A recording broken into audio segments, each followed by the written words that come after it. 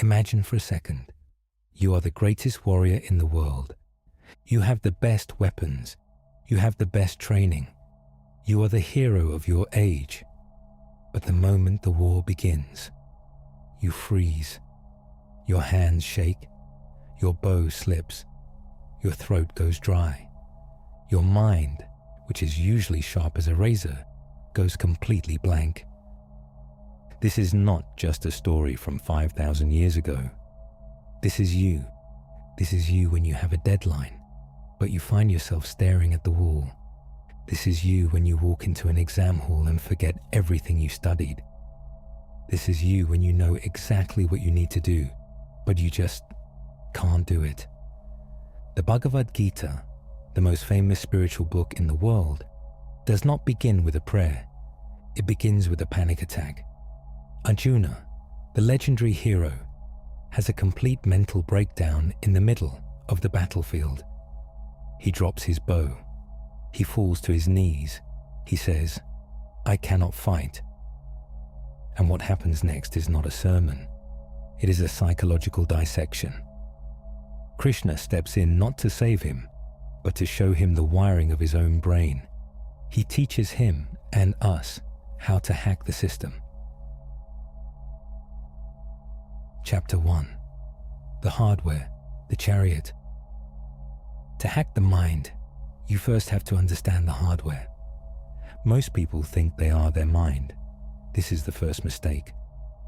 The Gita gives us the ultimate schematic, the chariot analogy. Imagine a chariot. The chariot itself is your physical body, the vehicle you drive through life. The horses are your five senses: sight, sound, touch, taste, smell. They are powerful, wild, and hungry for stimulation. The reins are your mind, manas, the connection between the driver and the horses.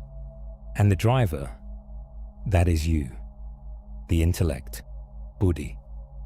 The problem with 99% of men is that they are asleep at the wheel. They have let go of the reins. So, the horses are driving the chariot. If the horses see a distraction, a phone, a video game, junk food, they pull the chariot towards it. The driver, you, sits there helplessly, wondering why you are wasting your life. You are not free. You are a passenger in a runaway vehicle. Krishna teaches the first rule of the warrior: take back the reins. You do not kill the horses. You need your senses to live, but you must break them. You must discipline them. A warrior uses the fire of his senses to pull him where he wants to go, not where they want to graze. Chapter 2. The virus attachment. Now, let's look at the software bug. Why did Arjuna freeze? Why do you freeze? It wasn't fear of death. It was fear of the outcome. He was obsessed with what if. What if I lose?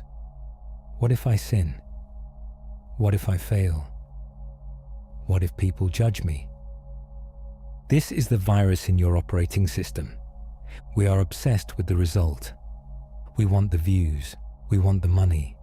We want the grades. We want the status. And because we want the result so badly, we become terrified of the work. The anxiety of the future paralyzes the action of the present. The Gita gives us the patch for this bug. It is called Nishkama Karma, action without attachment.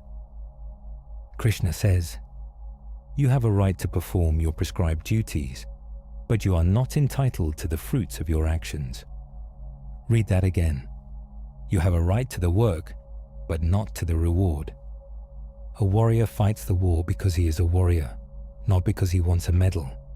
A creator creates because he is an artist, not because he wants 1,000,000 views. When you stop caring about the trophy, you stop shaking. When you detach from the outcome, you enter what modern psychology calls the flow state. You become dangerous because you have nothing to lose. Chapter 3.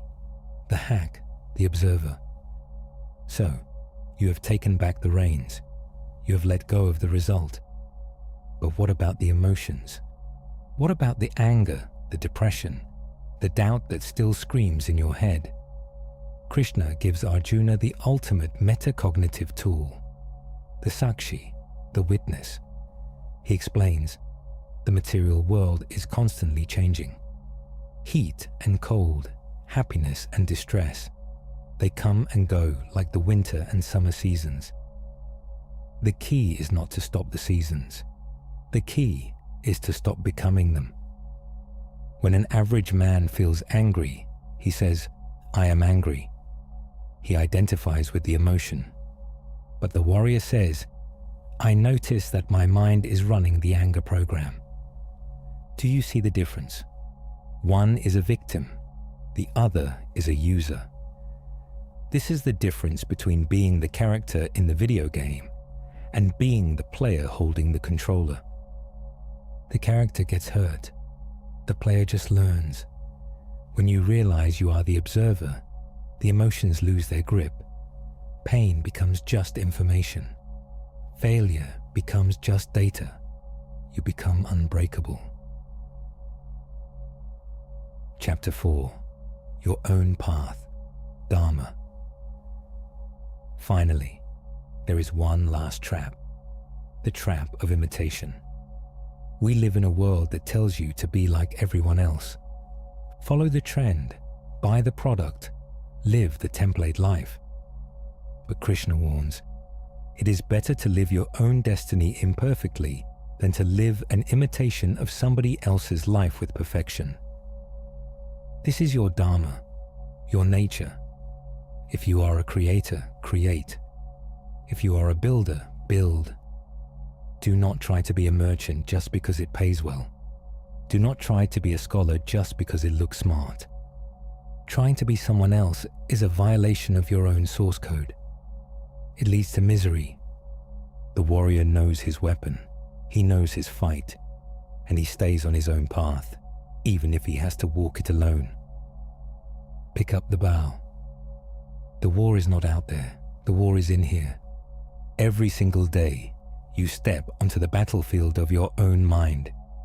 Every day, the horses of your senses will try to drag you off a cliff. Every day, the anxiety of the future will try to freeze you.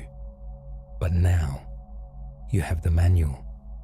You know how to hold the reins. You know how to detach from the result.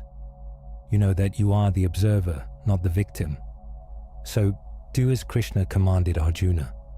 Stop trembling, stand up, and fight.